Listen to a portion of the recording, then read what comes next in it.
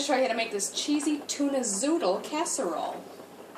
So the recipe calls for 3 cans of chunk light or albacore tuna in water. All total, that means 15 ounces or 425 grams. I just happen to get 1 can that's already 425 grams, so we're going to go with that one.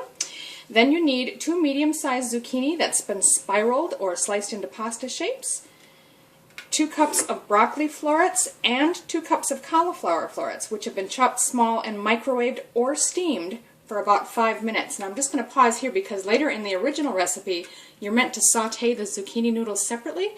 I have a steamer, so I just stacked them on top of each other and steamed everything all at the same time, so my zucchini is already cooked as well.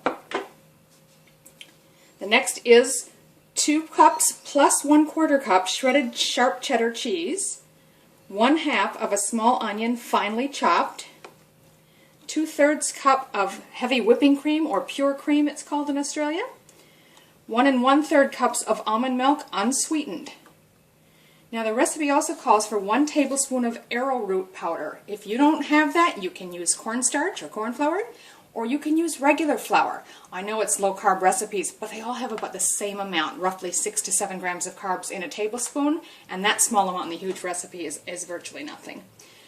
The next would be 1/2 teaspoon of garlic powder, 1/4 teaspoon of red pepper or chili flakes, and then a teaspoon of chopped parsley. That's optional. I'm just going to use this. You can use fresh if you have it on hand.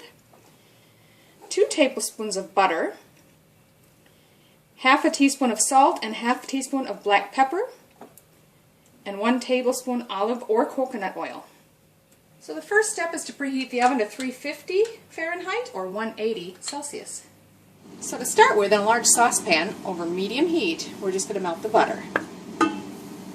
Once your butter's melted, add that finely diced onion and just cook and stir that for about a minute or 2. They're sauteing nicely.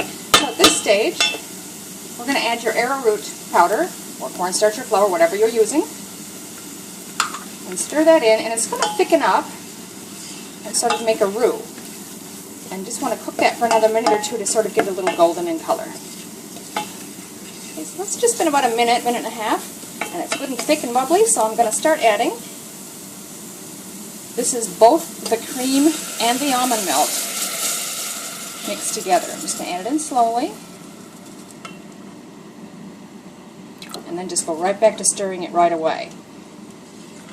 Once that's all in there, you might want to switch to a whisk. It just does an easier job of mixing everything well, especially once we add the cheese in later. Now you can see it's starting to thicken a bit, and we're getting it quite hot and bubbly around the sides. So at this stage, I'm just going to turn it down to low. We'll add in all of our seasonings and whisk that together a bit. And now 2 cups of the shredded cheese. We've reserved 1/4 cup of that for later. So just keep stirring slowly until it all melts in. That looks pretty good. We're going to take that off the heat. Now if you're doing the other method and you haven't cooked your zucchini noodles yet, this is the time you would do that. Just get out a large frying pan and saute them in a bit of olive oil. Since I put mine in the steamer with the other veggies, I'm ready to go ahead. You would just cook it for about 5 minutes if you're going to do that. Now you're going to want to drain your tuna. I've already done that. And we'll add that in first. Now we're going to add to that the zucchini noodles, the broccoli, and the cauliflower. And stir that all together. I'm just going to sort of level out the top again once it's all mixed. And now we're going to add our cheese sauce. Just give it a good stir. And just carefully pour it all over so it soaks down in there.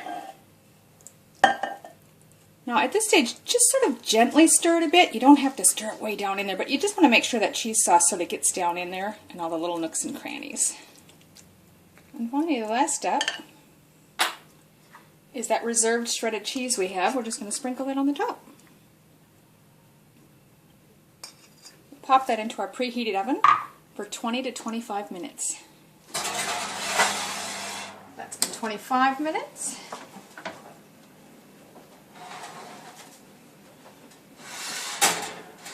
We're just going to let that sit for a few minutes before we serve. So there you have it, cheesy tuna zoodle casserole. It's really tasty. I hope you give it a try.